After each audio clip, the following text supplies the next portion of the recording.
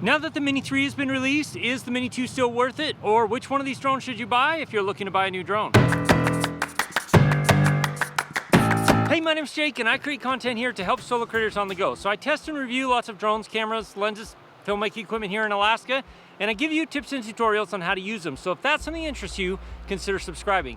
Today I'm going to break down the differences between the Mini 2 and the Mini 3 to help you make a decision on which one you should buy if you're looking for a new drone, or if you're thinking of upgrading from the Mini 2 to the Mini 3. Watching this video will definitely help you decide. When it comes to video quality, both of these drones shoot fantastic 4K video, but the Mini 3 definitely takes the lead because it shoots up to 4K 60. It also shoots in 10-bit D-Cine-like, so it gives you a lot more space to color grade and a lot more room to color grade. 10-bit video is much more color gradable. You get a lot more ability to push and pull the colors in post. But you also get 1080p up to 120 frames a second for slow motion. Now, it's not amazing. It definitely sort of looks kind of pillowy and not super sharp, but you do get slow motion, whereas the Mini 2 is limited to 2.7K 60 frames a second or 1080p 60 frames a second.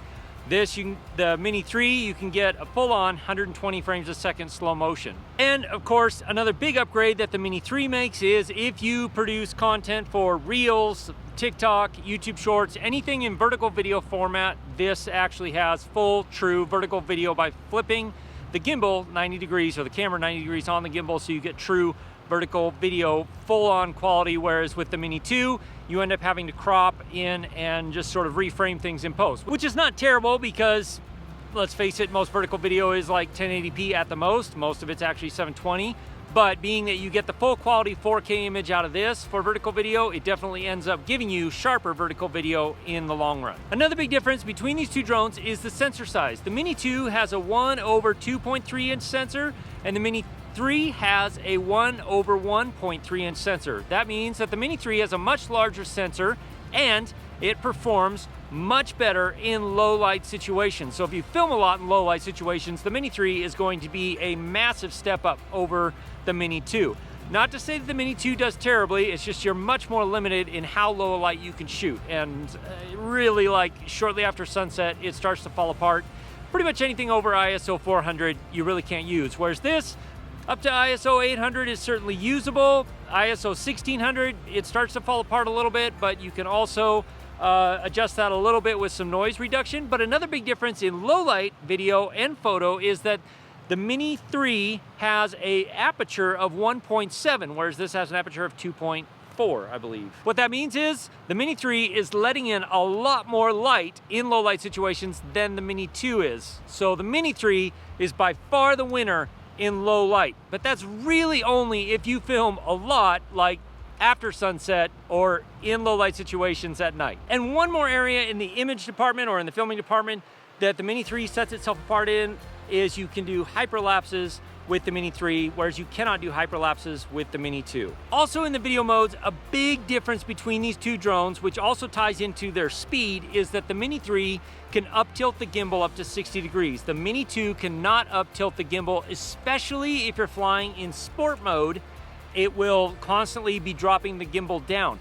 But it also happens in normal mode if you happen to hit a good gust of wind and the drone has to compensate by pitching forward harder. You'll see the gimbal drop down. Where the Mini 3, because it can up-tilt the gimbal so far, 60 degrees, you will have none of those problems. Photo quality, these drones are also quite different. The Mini 2 will shoot 12 megapixel photos, which are nice. They're actually really detailed, maybe a touch over sharpened, but they have lots of detail and a decent amount of dynamic range. Not the most amazing, but not bad. They also will shoot panoramas, spherical photos. It'll shoot ultra wide photos, which is what you're seeing here. And overall for photos, the Mini 2 does do a good job, but the Mini 3 is a very big upgrade, a very big step up in that it shoots 12 megapixel photos, but it also shoots 48 megapixel photos. Now, don't think that these 48 megapixels photos are the same thing as if you have a large format camera or a large sensor camera, like a full frame camera with 48 megapixels. They're not, but they are very good, and they do give you better quality. The Mini 3 will also do the spherical photos, the panoramas, the ultra wide photos, and also do vertical panoramas if you want to, which is pretty nice. Intelligent flight modes is another way that these two drones set themselves apart quite a bit. The Mini 2 does have some intelligent flight modes, or quick shots really. So you can do circle, droney, boomerang, rocket. That's pretty much it. It does give you sort of an ability to capture footage of yourself, but you can't really be moving because it won't track you or follow you through a shot unless you use some of the third-party apps. The Mini 3, on the other hand, will do active track. It will follow you through both from the back and from the side. It will do it from the front to a limited degree, but I've had limited success on how well it active tracks from the front or how long it will active track me from the front. And it also includes lots of quick shot modes where you can do the same thing: circle, boomerang, droney, asteroid, which is one that the Mini 3 has, the Mini 2 does not. But also, the Mini 3 includes master shots, which is essentially where the drone does a bunch of pre-programmed flight paths, what you're seeing here, obviously sped up, and then we'll edit those down for you, or you can use the full 4K file, the full-on 2-minute flight path, and edit those as you would like to. But also, because this does have active track, it will follow you through those shots a little bit better than the Mini 2 does. Now, all the quick shots, the master shots, tend to want you to stay in one position, whereas active track will actually follow you through. So you can have it active track you around while you're moving, and the drone will actually follow you around. The big reason that the Mini 3 has active track and master shots and some of those other more intelligent flight modes and the Mini 2 does not is the Mini 3 has obstacle avoidance in 3 directions. So it has it forward, rearward, and down. There's no side obstacle avoidance, so if you're flying sideways, you definitely need to be careful, but it does have obstacle avoidance in those 3 directions. And that makes it possible for it to active track you through situations much more safely. The drone will pick flight paths through, so long as it can see all the obstacles. It'll do a pretty good job of finding a path through or around or over obstacles, or it will brake if you have the settings set for it to brake before it hits something. The Mini 2 has none of that, and thus it's 100% dependent on you to be able to fly it correctly without wrecking into something when you're trying to do anything. Now, just because this doesn't have active track doesn't mean you can't get good shots of yourself doing stuff. I've used this a lot to do that, as you can see here. The problem is that it's pretty obvious in most shots that you're holding the controller and trying to fly the drone while you're also trying to do stuff. So your head's down, you'll look at the controller screen, but you can still get some footage of yourself in location, walking, hiking, whatever. Top speed, wind handling, battery life is another place where the Mini 3 definitely sets itself apart from the Mini 2.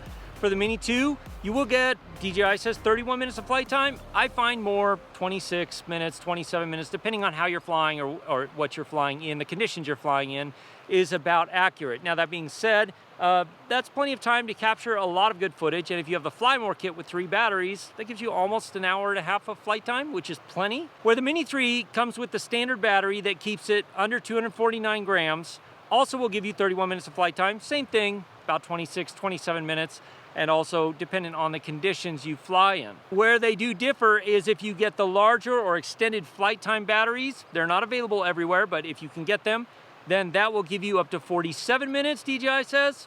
That means, more realistically, about 38 minutes, because there's always some reserve, making sure you can get home and land and stuff like that.